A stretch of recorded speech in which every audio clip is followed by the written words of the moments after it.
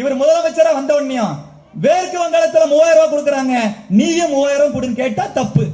ஏன்னா அவர் 3000 கொடுக்கணும் சொல்லல. அவர் சொன்னது என்ன, 2500 ரூபாய் தரனாரு. கொடுக்கணுமா இல்லையா? 3 மாசம் ஆச்சுல.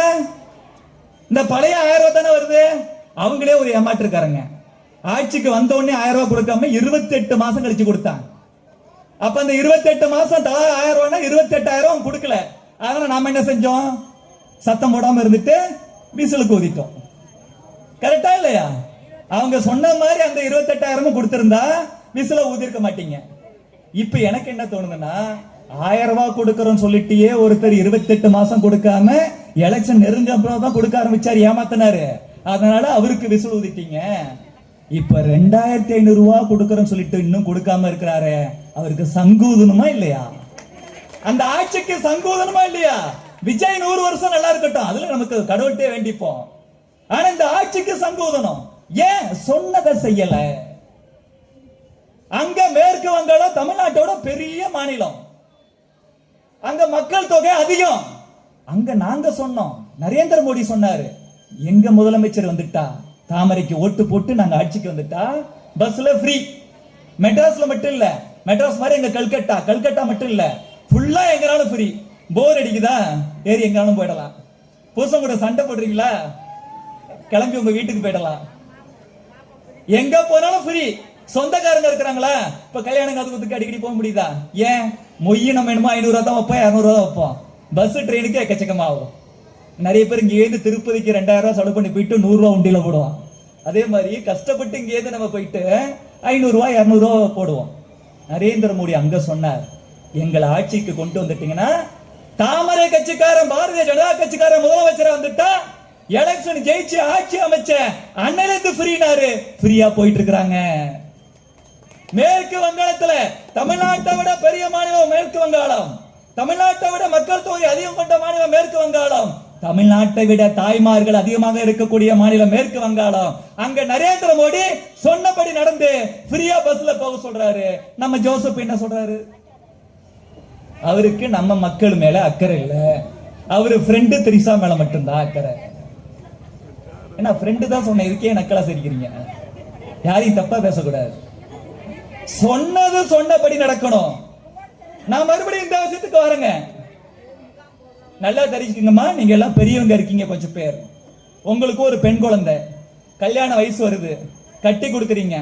உங்க மருமக பிள்ளையும் உங்க பொண்ணும் நல்லா வாழ்றாங்க. 2 குழந்தை, ஒரு ஆண் குழந்தை ஒரு பெண் குழந்தை பிறக்குது. 25 வருஷமா நல்லா வாழ்றாங்க. உங்க பேரனுக்கும் பேத்திக்குமே கல்யாணம் பண்ற வயசு. பேரனுக்கு வயசு 25, பேத்திக்கு வயசு 20. திடீர்னு உங்க பொண்ணுக்கு ஒரு டவுட் வருது உங்க மருமக மேல, போக்கு சரியில்லையே, இவன் கொஞ்சம் வேற எங்கேயோ ரூட்டு போடுறானே. சந்தேகம் வந்து நல்லா கவனிக்கிறான். ஒரு பெண் எதைனாலும் அட்ஜஸ்ட் பண்ணிப்பா. தான் புருஷன் தன்னை விட்டுட்டு தனக்கு துரோகம் பண்றான்னு தெரிஞ்சா மன்னிக்கவே மாட்டா. ஏன்னா கருப்பு கரசி கண்ணகி வாழ்ந்த மண்ணு தமிழ்நாடு, கருப்பு கரசி சீதா தேவி வாழ்ந்த மண்ணு தமிழ்நாடு. குடிகாரன ஒத்துப்பா. குடிக்கிறதுக்கு காசு கொடுக்கக்கூடிய பொம்பளைங்க எனக்கு தெரியும், போய் தொலைறான் புருஷனா இருந்துட்டு போட்டோன்னு. ஆனா தனக்கு துரோகம் பண்றக்கூடிய புருஷனை ஒத்துப்பாளா? நீங்க தப்பே பண்ணலன்னு வச்சுப்போம். ஆனா உங்க பொண்ணுக்கு மருமக மேல டவுட் வந்தா, ஏண்டிய மேல சந்தேகப்படுற, நான் அப்படிப்பட்ட ஆளா, என்ன நீ கல்யாணம் பண்ணிட்டதே பெருசு, இன்னொருத்தி எப்படி, அதெல்லாம் வாய்ப்பு இல்லடி, ஏதாச்சும் சொல்லிட்டு சந்தேகம் வராத அளவுக்கு நல்லா நடக்கணுமா இல்லையா? தொடர்ந்து 2-3 வருஷம் உங்க பொண்ணு சொல்லி பார்த்தோம், உங்க மருமக திருந்தற மாதிரி தெரியல. உங்க பொண்ணுக்கு அந்த சந்தேகம் வலுக்கிறது, அது உண்மைத்தானோ அப்படின்னு நல்லா தெரியுது. இதுக்கு மேல இவங்க கூட வாழ முடியாது சொல்லி கேஸ் போடுறாங்க. எனக்கு விவாகரத்து கொடுத்துருங்கன்னு கேஸ் போடுறாங்க. நான் என்ன சொல்றேன், விவாகரத்துக்கு போங்க, 2 பேரும் விவாகரத்து வாங்கிடுங்க. அதுக்கப்புறம் உங்க மருமக இன்னொரு பொண்ணை கல்யாணம் பண்ணிக்கிட்டா அவங்களோட பர்சனல் தனிப்பட்ட விவரம் சொல்லி நம்ம விட்டுறலாம். ஆனா உங்க பொண்ணு கூடவே இருந்துகிட்டு, உங்க பொண்ணு கூட பேசாம, உங்க பேரன் பேத்தி கூட பேசாம, யாரு மேல டவுட் வருதோ அவங்களை கூட்டிட்டு ஒரு கல்யாணத்துக்கு நீங்க போறீங்க. உங்க மருமக கல்யாணத்துக்கு போற, அது எப்படி ட்ரெஸ் பண்ணிட்டு போறாரு, அவர் என்ன ட்ரெஸ்ஸோ அதே கலரு அவங்களும். உங்க பொண்ணுக்கு மனசு வலிக்குமா வலிக்காதா? ஆமா, உங்க புருஷன் உங்களை விட்டுட்டு யாரோ ஒருத்தங்க கூட நீங்க தப்பே பண்ணலன்னு வச்சுப்போம், வெறும் ஃப்ரெண்ட்ஷிப் மட்டும் வச்சுப்போம், இன்னொரு பொண்ணு கூட போனா உங்க பொண்ணுக்கு மனசு என்ன பாடுபடும்? நீங்க ஏத்துப்பீங்களா? அதைத்தானுங்க இன்னைக்கு முதலமைச்சர் பண்ணிட்டு இருக்காரு. எலெக்ஷனுக்கு முன்னாடி அப்படித்தானே பண்ணாரு. உங்க மருமகன் புள்ள செஞ்சா தப்பு, ஜோசப் விஜய் செஞ்சா ரைட்டா? இந்த கேள்வி உங்களுக்கு முன்னாடியே வந்திருக்கணுமா இல்லையா? வந்திருந்தா ஓட்டு போட்டிருக்க கூடாது. சரி, ஓட்டு போட்டுட்டீங்க, தப்பு பண்ணிட்டோம் வாழ்க்கையில. இப்ப அவருக்கு கூடுதல் பொறுப்பு வந்துருச்சு. அன்னைக்கு அவர் நடிகர் மட்டும்தான், நடிகர்னா அப்படி இப்படி தயா இருப்பாங்கன்னு விட்டுருங்க. இன்னைக்கு நாட்டோட முதலமைச்சர். ஒரு தலைவன் என்பவன் மற்றவங்களுக்கு முன்னுதாரணமா இருக்கணும். இன்னைக்கு பார்க்கக்கூடிய ஆள்லாம் விஜய் விஜய்னு பார்ப்பான். நீங்க தப்பே பண்ணாட்டியும் கூட 4 பேர் விமர்சனம் பண்ணுவானின்னு பொறுப்போடு இருந்து கரெக்டா நடந்துக்கணுமா இல்லையா? நம்ம திருவள்ளூர்ல ஒரு அம்மோனியா கேஸ் வந்துட்டு ஒரு ஃபேக்டரியில லீக் ஆகி நிறைய பேர் செத்து போயிட்டாங்க. அது சின்ன சின்ன 18-20 வயசு பிள்ளைங்களாம் கிட்டத்தட்ட 20 பேர் போல செத்து போயிட்டாங்க. அந்த நேரத்தில் தான் முதலமைச்சர் ஜோசப் விஜய்க்கு பிறந்த நாள் வருது. உடனே ஒரு அறிக்கை கொடுக்கிறார். ஐயோ, சின்ன பிள்ளைங்களா செத்து போயிட்டாங்களே, நான் பிறந்த நாளை கொண்டாட மாட்டேன் அப்படின்னார். நான் கூட நல்ல மனுஷனா இருக்காருப்பா. ஒரு துக்கம் இருக்குது. நம்ம வீட்டுல 100 வயசுல ஒரு தாத்தா செத்து போயிட்டா கூட அடுத்த பர்த்டே கொண்டாட மாட்டோம், கோயில் திருவிழாவுக்கு போக மாட்டோம். ஏன்னா அவர் நம்ம தாத்தா, நம்ம வீட்டுல ஒரு உயிர் போயிடுச்சு. இவரும் அப்படி சொன்னாரு. இந்த அம்மோனியா கேஸ் லீக் ஆகி இறந்து போயிட்டாங்களே, நான் என் பிறந்த நாளை கொண்டாட மாட்டேன்னாரு. நான் கூட பாராட்டினேன். பிறந்த நாள் முடிஞ்சு 2 நாள் கழிச்சு நம்ம திரிசா இன்ஸ்டாகிராம்ல ஒரு வீடியோ போடுறான், ஒரு போட்டோ போடுறான். பிறந்த நாள் அன்னைக்கு நைட்டு 12 மணிக்குங்க முதலமைச்சர் ஜோசப் கூட கேக்கு வெட்டி இந்த போட்டோ போடுறான்.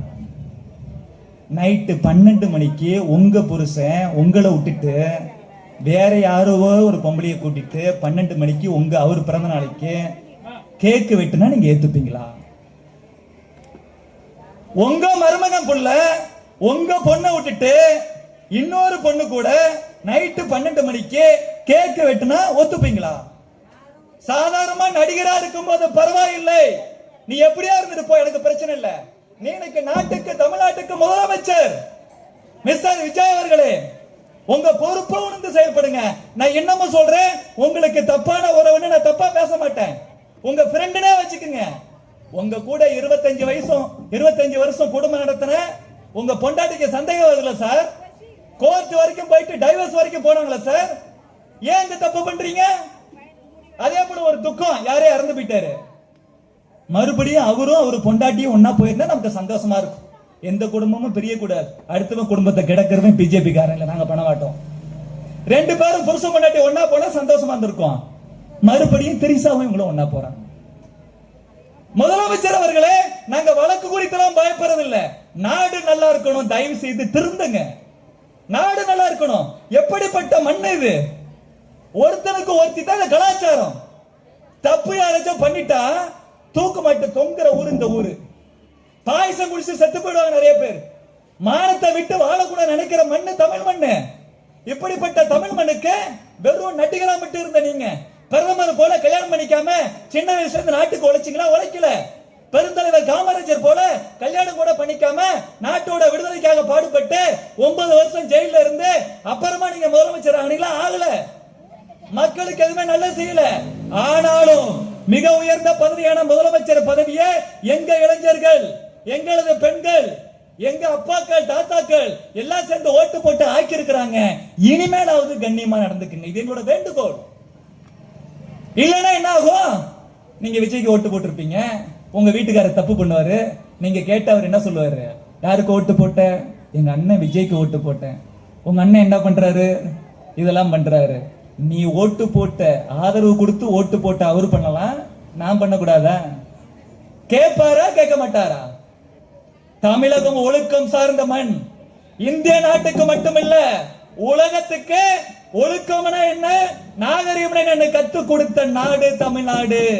அப்படிப்பட்ட தமிழ்நாட்டோட முதலமைச்சரா இருக்கக்கூடிய திரு ஜோசப் விஜய் அவர்களே, தயவு செய்து நீங்க இன்னமும் தப்பு பண்ணலனே நான் நம்புறேன். ஆனா ஊருக்கு பயந்து கொஞ்சம் டீசெண்டா நடந்துக்குங்க. கொடுத்த வாக்குறுதியை நிறைவேற்றுங்க. நான் காலேஜ்ல வாத்தியாரா சொன்னேன், காலேஜ்ல பட்டப்படிப்பு முடிச்சிட்டு டிகிரி வாங்கிக்கிட்டு வேலை இல்லாம இருக்கக்கூடிய இளைஞர்களுக்கு நான் முதலமைச்சரானா மாசம் 4000 ரூபாய் கொடுப்பேன்னு சொன்னார். உங்க வீட்டுல டிகிரி படிச்ச பையனோ பொண்ணோ இருப்பாங்களே, 3 மாசம் ஆச்சுல, மாசம் 4000 ரூபாய் கொடுக்க ஆரம்பிச்சாரா? இல்ல. சொன்ன எதுவுமே செய்யலன்னா எதுக்கு சார் நீங்க ரீல்ஸ் போட மட்டும்தான் முதலமைச்சரா? ரீல்ஸ் போட்டுக்குங்க, மாசம் மாசம் 4000 ரூபாய் கொடுத்து அதை எடுத்து ரீல்ஸ் போடுங்க. எங்க சகோதரிகளுக்கு 6 சிலிண்டர் கொடுத்து அதை ரீல்ஸா போடுங்க. மாசம் 2500 ரூபாய் பெண்களுக்கு பணம் கொடுத்து அதை போடுங்க. முதியோர் பென்ஷன் மாசம் 3000 ரூபாய் கூட்டி கொடுப்பேன்னாரு, அதை கொடுத்து நீங்க ரீல்ஸ் போடுங்க. அதான் நாங்க கேட்க மாட்டோம். சொன்ன எதுவுமே செய்யலங்க. எப்படி திருவொற்றியூர்ல ஒரு போதையால ஒரு மாணவனை அடிச்சு கொன்னாங்களோ, கோயம்புத்தூர்லங்க இந்துஸ்தான்ங்கிற ஒரு பிரைவேட் காலேஜ்ல அங்க கஞ்சா வித்தத ஒரு மாணவன் போலீஸ்ட சொல்லி கொடுத்திருக்கான். நீங்க இந்த ஊர் மக்கள் மேல அன்போட இருந்து இங்க இருக்கக்கூடிய போலீஸ்ட இவன் தான் கஞ்சா விக்கிறான்னு சொல்லி கொடுத்தா அவனை போய் கண்டுபிடிக்கணும், யாரு சொன்னான்னு சொல்லக்கூடாது. அதானே சரி? முதலமைச்சரோட கட்டுப்பாட்டில் இருக்கக்கூடிய போலீஸ்ல 99% நல்லவங்க தான், நோ டவுட். ஆனா 1% கருப்பாடு இருக்கிறான். யாரு சொன்னானோ அந்த மாணவனை கஞ்சா விக்கிற மாணவர்கிட்ட சொல்லி கொடுத்துட்டான். இவன் தான்டா சொல்லி கொடுத்தான். இவனை எல்லாரும் சேர்ந்து அவனை கொன்னுட்டாங்க. போதை பொருள் வித்தவன ஒரு கல்லூரி மாணவன் சொன்னா அத போலீஸ் காட்டி கொடுத்துருச்சு. இந்த வித்த அத்தனை பேர் சேர்ந்து கொன்னுட்டான். சட்டசபையில இதை பத்தி கேள்வி எழுப்புனா முதலமைச்சர் விஜயோட அமைச்சர் என்ன தெரியுமா சொல்றாரு? கோஷ்டி பூசல்ல அடிச்சுக்கிட்டு செத்து போயிட்டாங்க. இதான் சொல்லதான் அவங்கள முதலமைச்சர் ஆக்கணும். போதையை ஒழிக்கிறன்னு ஒரு மாணவன் நடிச்ச தப்பா?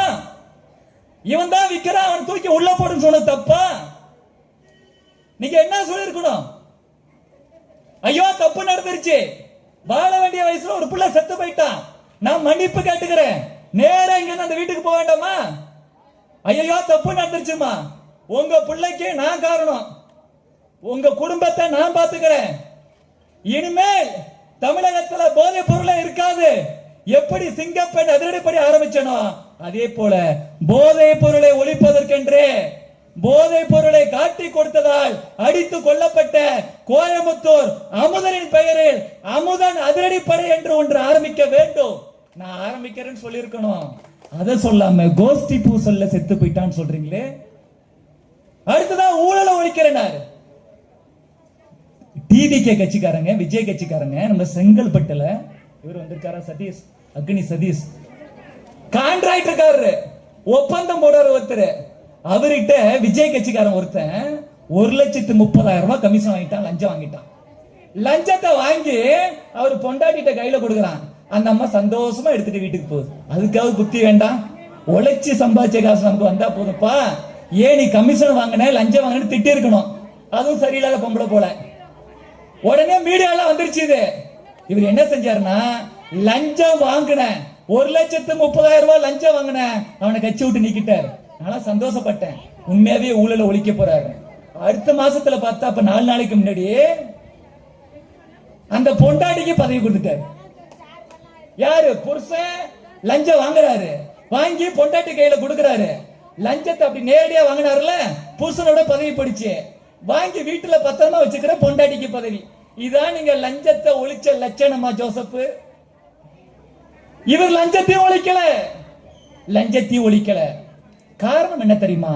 நரேந்திர மோடி போன்ற ஏழை எளிய மக்களுடைய வழி தெரிஞ்ச ஒருத்தர் பிரதமராகவோ அவரு கை காமிக்கக்கூடிய ஒருத்தர் தமிழ்நாட்டோட முதலமைச்சராக வரும் பொழுது லஞ்சம் ஒழிக்கப்படும், ஊழல் ஒழிக்கப்படும், இளைஞர்களுக்கு வேலை வாய்ப்பு கொடுக்கப்படும், பெண்களுக்கு சொன்ன வாக்குறுதிகள் அத்தனையும் நிறைவேற்றப்படும். தலைவனாக இல்லாமல் திரைப்பட நடிகனாக மட்டும் இருக்கக்கூடிய இன்னைக்கு மக்களோட அறியாமையால் ஏதோ ஒரு ஆசையால முதலமைச்சராக இருக்கக்கூடிய விஜய் அவர்களால் எல்லாம் செய்ய முடியாது.